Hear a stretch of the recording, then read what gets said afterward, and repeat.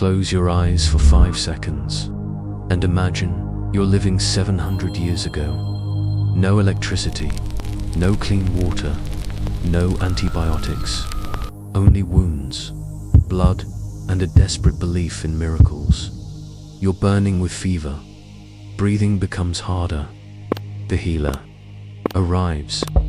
He kneels beside you and whispers, "I have a remedy, all natural." He holds up a jar. Inside it is urine. Welcome to the medicine of the Middle Ages. In this video, we'll dive headfirst into fire pits, open wounds, superstition, and treatments that may be worse than death itself. What healed you back then wasn't science. It was faith, luck, or maybe just survival. There is a liquid, pale, warm, always available. No one wants to speak of it, but every healer in the medieval world swore by it. Are you ready? Then let's begin. With urine, asterisk, you wake up. Your mouth is bitter. Your lips are cracked. Your tongue burns like fire. Around you, faces watch, worried, silent. From the shadows, a healer steps forward. In his hand, a small glass vial. Inside, a pale yellow liquid, still steaming, still alive. He pauses, looks straight into your eyes, and says slowly, "This is you, and it is what will save you." You already know what it is, don't you?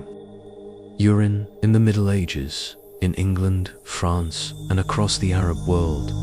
Urine was not waste. It was a window into the human body. People sniffed it, swirled it, warmed it under the sun, studied its color, comparing it against urine color. Charts, real ones, like medieval CT scans. This was called uromancy, divination by urine. But they didn't stop at diagnosis.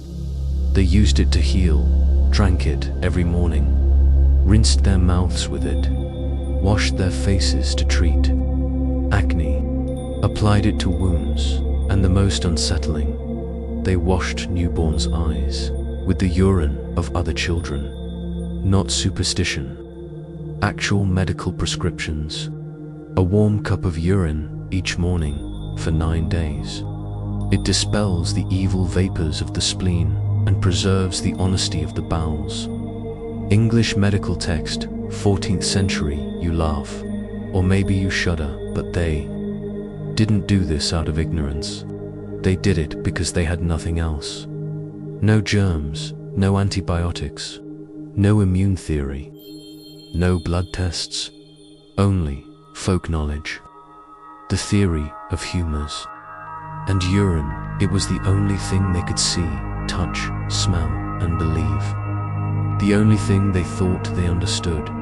You may feel disgust, but maybe, just maybe, you now understand a little more about desperation and belief.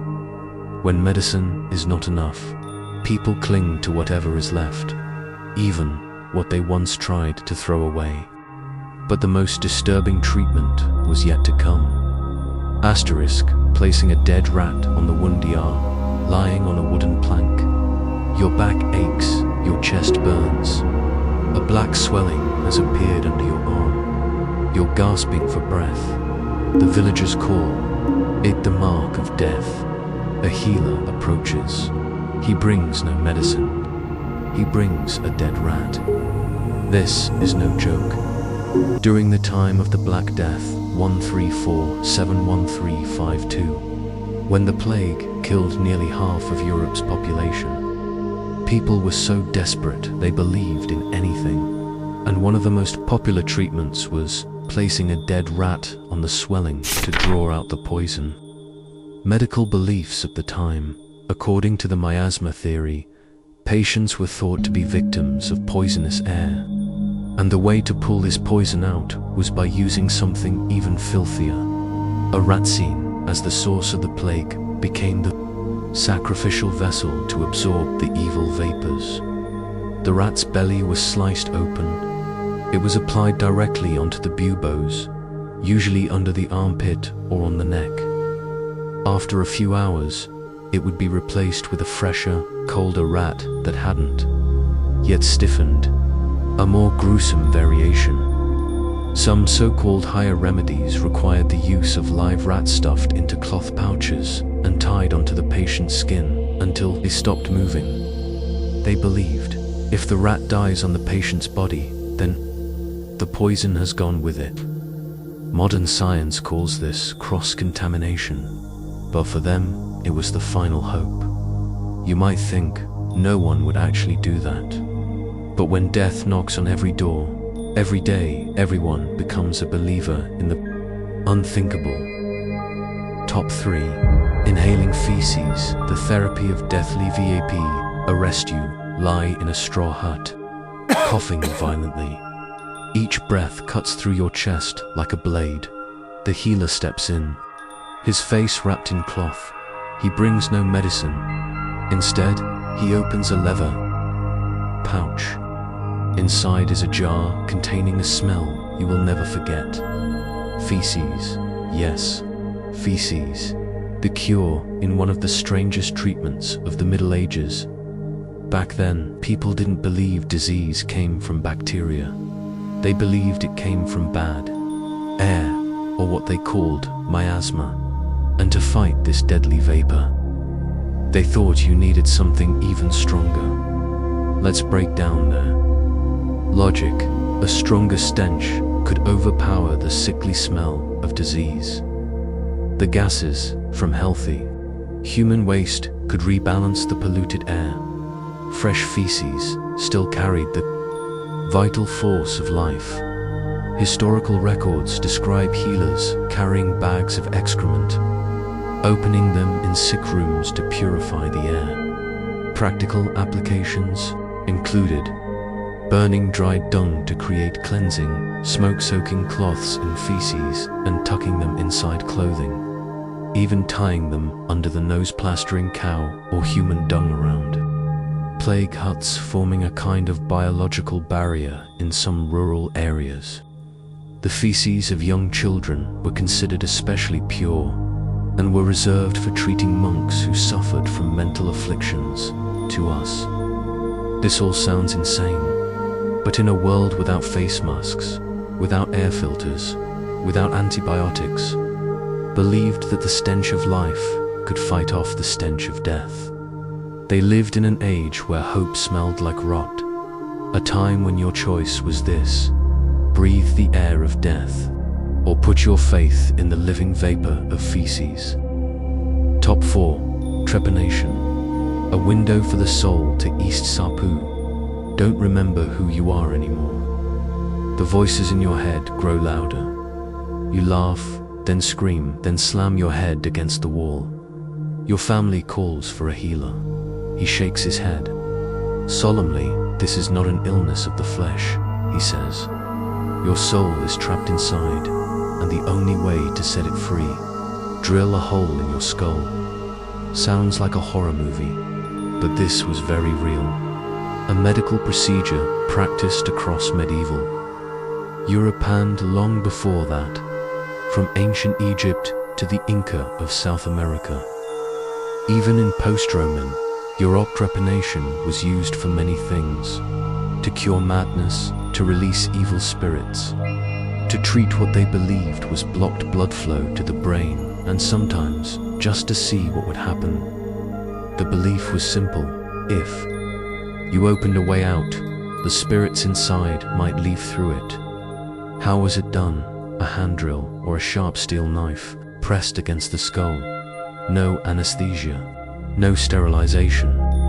The patient was held down by two men or bound in rawhide. The screech of metal cutting into bone was often the last sound a person ever heard, but not always. Archaeologists have found ancient skulls with healed drill marks, proof that some people survived and lived on for years.